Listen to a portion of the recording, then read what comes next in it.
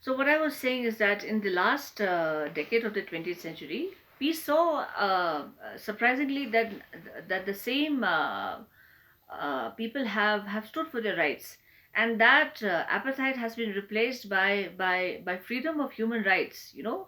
The continuous exploitation of human rights has been abolished, and freedom of all people, irrespective of whatever skin color they are, black South Africans, white South Africans, and brown South Africans. So this is what you have to write in 200 words. What does courage mean to Mandela? When you're talking about courage, question number 4. Courage does not mean that you are ready to die instantly. You are brave enough to sacrifice your life.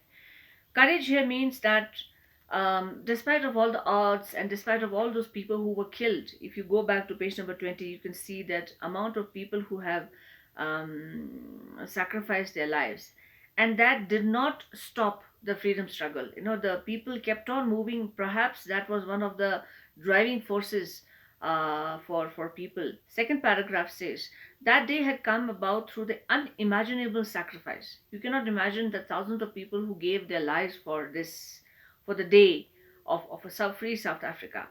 And that courage can never be repaid or recounted. So that was a driving force, and people kept on moving forward just for one hope that one day they will see a free South Africa, and the sacrifice of all these people will not go in vain. You have to write that in, let's say, 70 words. Question number 5. Which does he think is natural, to love or to hate? This is one of a very interesting, you know, conversation, statements that Nelson Mandela gives. Question number 5. It says that, I'll just go through this.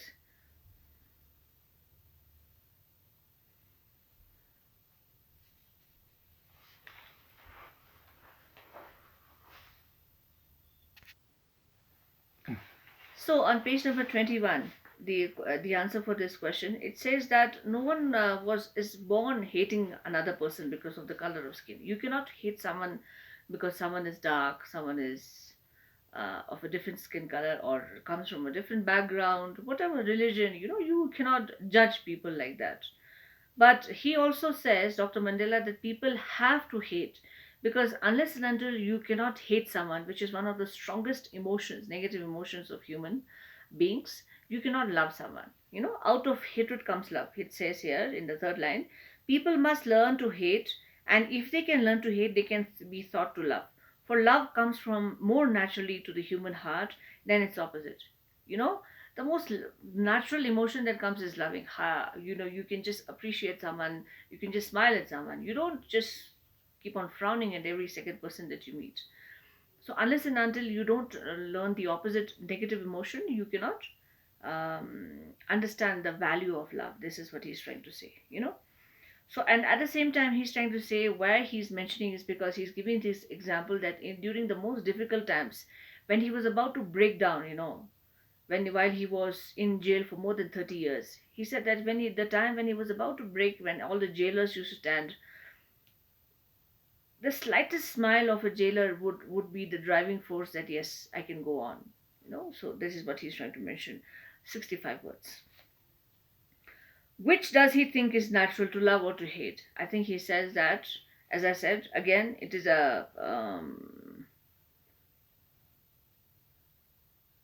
okay, we did that. Question number 5. Right. Now we'll go to page number 24. Why did such a large number of international leaders attended the inauguration? Okay, I'm sorry. You have some more. What twin obligations does Mandela mention? The twin obligations that Mandela is mentioning is, as a human being, you have two responsibilities, he's trying to say on page number 21, last line. It says that one is your obligation, means duty that you cannot run away from.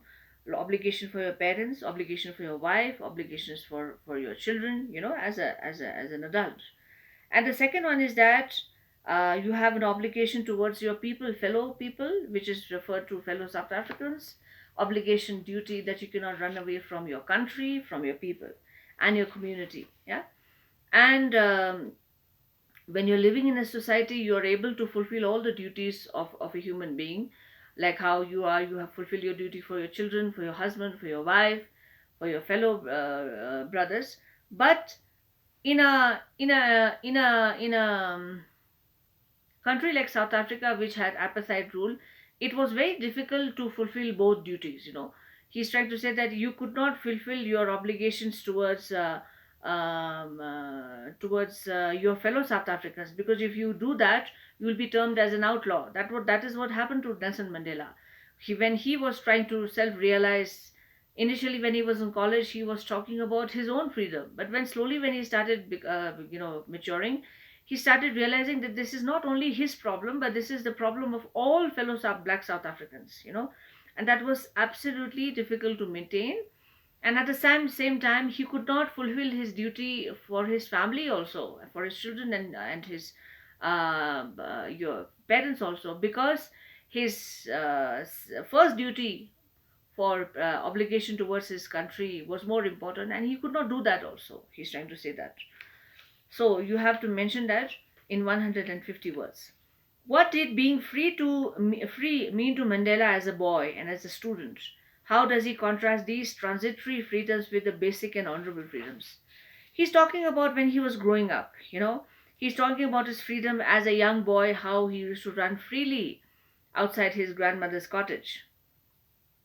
Sorry, his mother's hut, and run in the fields and free to swim in the clean water with other fellow friends. And he thought as long as he's doing good to his parents, he's okay. But then when he started going to school, when he started becoming an adult, he realized that the basic moments of freedom, that when he wants to go out and spend time with his friends, and he wants to visit a public place, but he was not allowed to because he was black. These kind of small moments of freedom started worrying him, and he started thinking about himself. And at the same time, he wanted to have this freedom of choosing his own life partner, choosing his own career. But as a South African, black South African, these liberties were limited, as I mentioned earlier, also for a black South African. This is a reason and then he realized that this is a problem that every fellow South African is facing. And then he realized that I should do something for all the South Africans, for freedom. This is when he realized. Excuse me, in totality, 180 words. Does Mandela think the oppressor is free? Why or why not? Oppressor means someone who's oppressing you, someone who's ready to suppress you, someone who's ready to dominate you. The last line on page number 23, last paragraph, he says that the oppressor also must be freed to oppress someone. The person, the community, or the people who are dominating you, they also have to be freed so that they can no longer dominate on someone else. Just as the oppressor has to be freed. In this situation, he is talking about how the white South Africans, they have to be freed to rule over the black South Africans, which is important. And again, the same thing is important for black South Africans, that they have to be freed from. So both oppressed and oppressor, they both have to be, the dominated person and the dominator, both have to be freed from each other. A man takes away another man's freedom is a prisoner of hatred. And he's trying to say, when you are trying to control someone's freedom, you are himself are a prisoner of hatred, because you hate that person. That is why you want to rule over him. So you have to free yourself, you have to let go of that strong negative emotion. That is what he's trying to say in 65 words. Then the last 5 questions, thinking about the text. Why did such a large number of international leaders attend the inauguration? What did it signify the triumph of? More than 180 countries, representatives from 180 countries had come to witness and celebrate the freedom of South Africa, so that they could witness the abolishment and end of apartheid, the long human rights exploitation. 80 words. Second question, what does Mandela mean when he says he's simply the sum of all those African patriots who had gone before him? So there were so many freedom fighters, so many people who sacrificed their lives, but he's also trying to say that there are people who have struggled for decades, for the brutality. Not only black South Africans, there were many white South Africans also who had the same belief. And then he's mentioning all these freedom fighters on page number 20: Oliver Tambo, Walter Sisulu, Chief Lutulu, Yusuf Dadu, Bram Fisher, Robert Subuki. And he's trying to say that I am the end result of all of the struggle of all these people. I'm not the only one, and I cannot take the credit for all whatever I have done. I'm just a small contribution, but this is the sum of the result of the contribution of all those people who gave away their lives, who died while they were struggling for a free South Africa.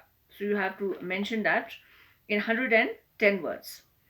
Question number 3. Would you agree that the depths of oppression create heights of character? Yes, when someone is oppressing you for a very, very long time, you can either be negative, very bitter, or you can either be a conqueror. It's the way you look at it, it's your perspective. In Nelson Mandela's situation, he became a person of highest character, because he knew that the more they suppress and more they rule over you, the end result is that they were always positive. That is why the struggle kept on going on. They did not stop when someone was killed. They kept on going on even though so many thousands of people sacrificed their lives.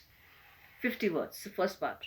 How does Mandela illustrate this? Can you add your example? In this situation, you have to write, in this context, you have to mention, take out the example about what example he gives here. Please look for it in the book and mention that in 50 words. Okay, first 50, second 50. Question number 4. How did Mandela's understanding of freedom change with age and experience? His idea of freedom is not only because he wants to move around, his idea of freedom means when you have equal rights, human rights, equal rights for all fellow South Africans, irrespective of the skin color, including the white and brown South Africans. So you have to mention that and explain that in 100 words. How did Mandela's hunger for freedom change his life? He was a normal man, but then he again mentions that his hunger for freedom was changed his life, because when he was born, he was a free man, isn't it? And then only when he realized, as he was growing up, he realized that he's not actually a free man, a free man in his own country. And that is the hunger to free himself and his fellow South Africans came. And that is what changed his life. That is when his obligation towards his family and all remained secondary, and he decided to sacrifice and gave all his entire life for one goal, to see a free South Africa. And that is why he spent most of his life in jail. You have to mention all that in 150 words. So that's all. Then you have to then on page number 28, you have to make a video, let's say 2 minutes. Just take a time of 2 minutes and this is your topic that you have to submit a discussion, a video discussion. Upload your video on Google Classroom on the first topic. What you can do, just look at that: black Americans and their fight against discrimination in South Africa. Let's mention South Africa because we are doing Nelson Mandela. So, or you can choose women and their fight for equality, or you can choose the Vietnamese and their fight for independence. You'll have to Google the second and third topics. The first topic is already explained, so you can choose any one of these and make a video of 2 minutes and upload it on Google Classroom on 7th of June. Okay, this is an activity, a project, and these question answers should be submitted on Google Classroom by 8th of June. All right, so I'll see you guys.